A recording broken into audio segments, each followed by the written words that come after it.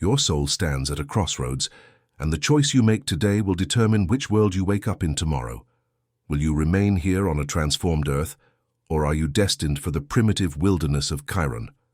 Stay with us until the very end, because the transition is already happening, and understanding your place in it is the most important knowledge you will ever possess.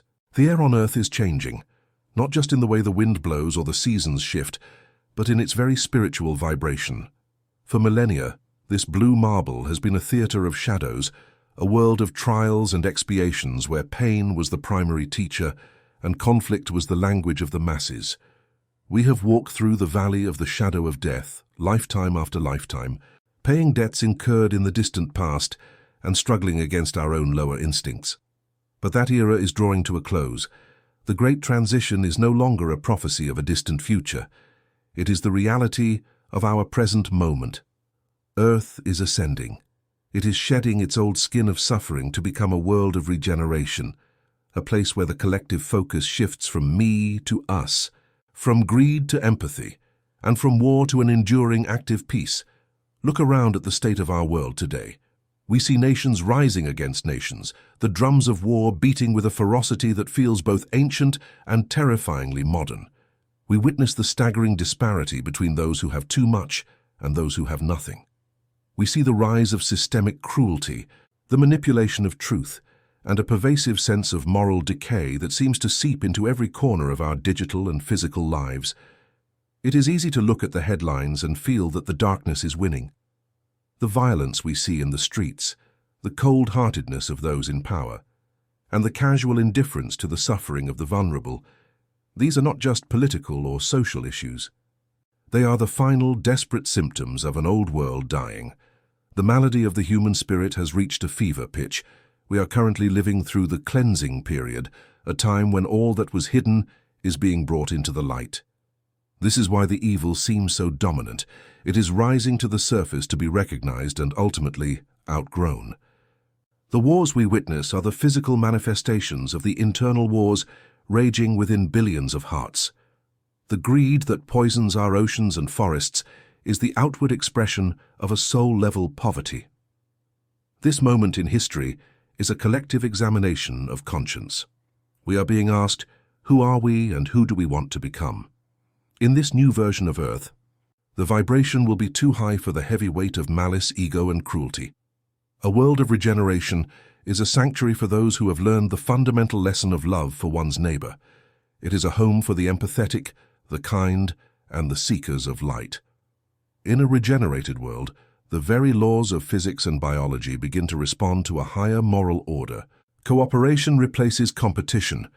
The intellect is no longer a weapon used to dominate, but a tool used to heal. But this raises a profound and often terrifying question. What happens to those who refuse to change? What becomes of the souls who still find pleasure in darkness, who manipulate, who oppress, and who stubbornly cling to their selfish desires despite the rising tide of global awakening? The answer lies in the cosmic mechanism of divine mercy, and it points toward a distant, mysterious destination known in spiritual circles as Kyron, or Chiron. Imagine waking up in a world where the concept of a switch is non-existent. In Chiron, there is no electric light to push back the terrifying darkness of the night. There are no screens, no satellites, and no invisible web of the internet to connect minds across continents. This is a primitive world, in its absolute rawest form, mirroring the era of the cavemen on Earth. This lack of technology is not a punishment handed down by a vengeful creator. It is the strict and fair law of tuning, the law of affinity. A soul that misused the grand advancements of Earth to spread hate, to orchestrate digital destruction, or to profit from the suffering of the masses can no longer handle the responsibility of those tools. Therefore, they are placed in an environment where those tools simply do not exist. In the silence of Chiron's nights, under stars that look alien and cold, these incarnated spirits will feel a profound, gnawing ache in the depths of their unconscious. They will not remember their iPhones or their luxury cars with their conscious minds, but their souls will carry the heavy shadow of what they have lost. They will feel a mysterious missing piece, a phantom limb of civilization. They will instinctively seek a comfort that the rough cave walls cannot provide. They will yearn for the medical miracles they once took for granted when a simple infection threatens their life.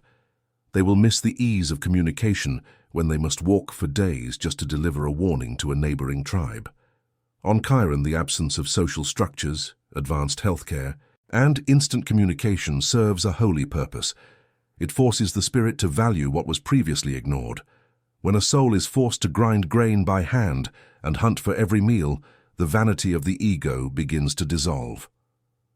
The person who once used their intellect to manipulate the stock market now has to use that same intellect to figure out how to keep a fire burning in a storm. They will find themselves desperately missing the ease of Earth, and this unconscious nostalgia acts as a powerful motivator for moral growth. They will realize, perhaps for the first time in millennia, that the facilities of life were gifts meant to foster brotherhood, not to fuel selfishness. This process is known as planetary exile, or degrado. This is a concept that has been repeated throughout the history of our galaxy. Just as the famous exiles from the star system of Capella once arrived on Earth thousands of years ago to help jumpstart our civilization while learning humility through hardship, so too will the recalcitrant spirits of Earth soon find themselves reborn under the alien sun of Chiron. These souls, often referred to as the goats in biblical parables, are those who have consistently chosen the path of ego over the path of the spirit. Think of the current masters of war, the architects of systemic suffering, and the individuals who take joy in the ruin of others. In their next transition, they will not find themselves in seats of power. They will wake up in a body designed for a world of physical toil. They will be the cavemen of Kyron. This is not a vengeful sentence passed by a judge.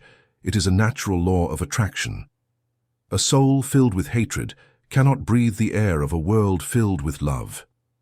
By being relocated to Kyron, these spirits are stripped of the complex technologies and societal structures they used to hide their inner emptiness. On Kyron, survival requires a different kind of strength.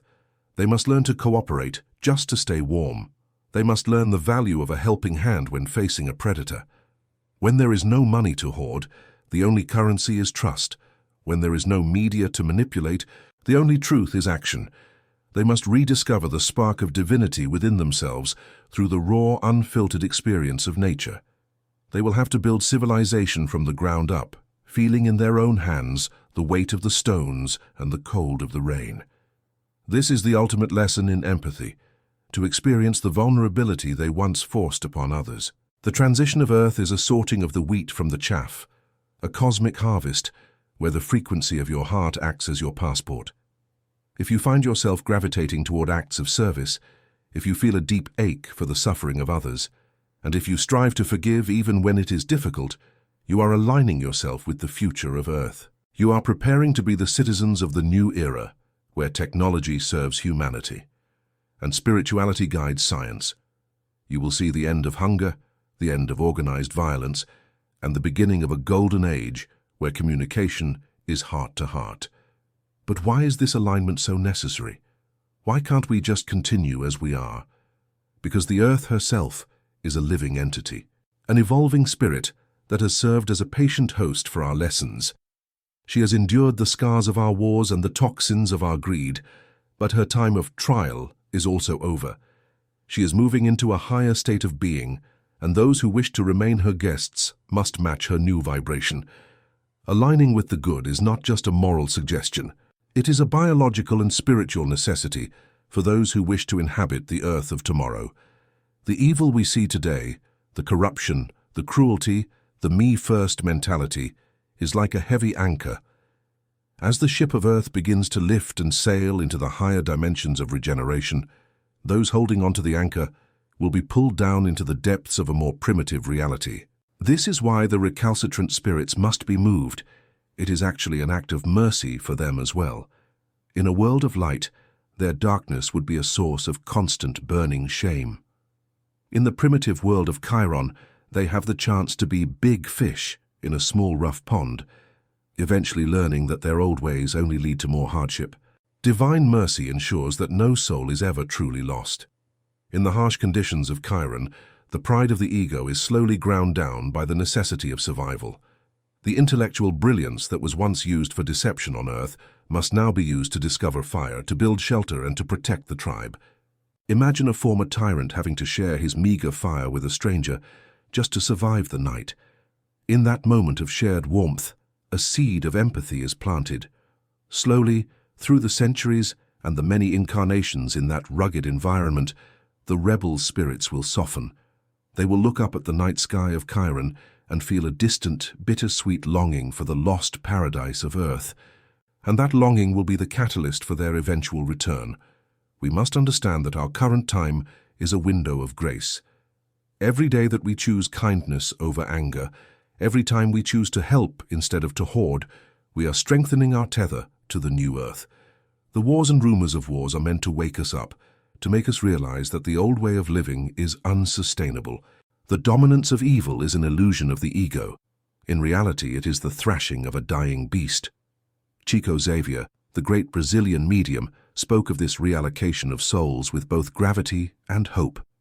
He reminded us that the Earth is a classroom, and when a student refuses to learn the curriculum of a certain grade, they are not expelled from the school of life entirely. They are simply moved to a different classroom that better suits their current level of understanding. Kyron is that classroom.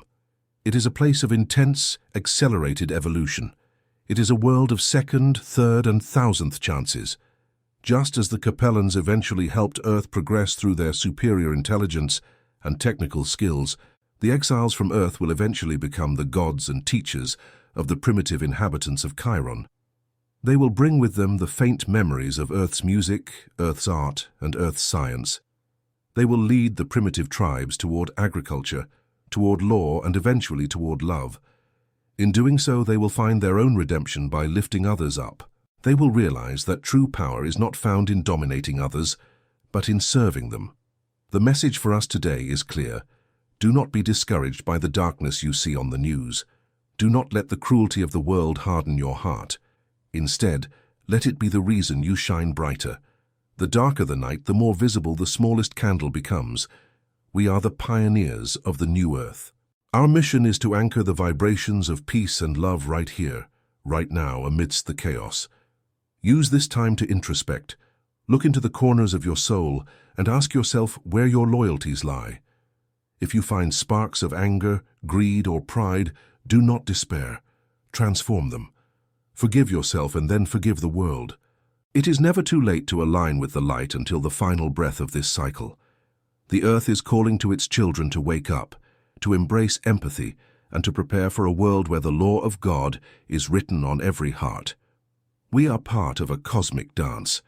The transition is inevitable, but your role in it is a matter of free will. Will you be a builder of the new world, or will you be a student in the primitive school of Chiron? The answer is not found in your words, but in your deeds. It is found in how you treat the person who can do nothing for you. It is found in how you handle power when you have it, and how you handle suffering when it visits you. Chiron waits for those who will not listen, but the new Earth waits for those who will love. The path is before you, and the destination is of your own making. Let us choose wisely so that when the great shift is complete, we may stand together on the soil of a regenerated world, looking back at these days of trial as the birth pains of a glorious, eternal spring. The journey is long and the challenges are great, but the reward is a home where every tear is wiped away, and every soul is a brother or sister in the light. As we look toward the horizon, let us carry the flame of hope. The transition is a birth, and though birth involves pain, it leads to new life. The Earth is being reborn, and you are invited to be part of her new glory. Align with the good, practice the love taught by the great masters, and walk with the confidence of one who knows that the darkness is but a passing shadow. The sun of regeneration is rising, and its light will soon fill every corner of our world, leaving no room for the shadows of the past. If you love this story and want to hear more like it, please hit that subscribe button. It truly means the world to us and helps us grow. And hey, while you're at it, let's aim for 50 likes on this video. Help us smash that goal.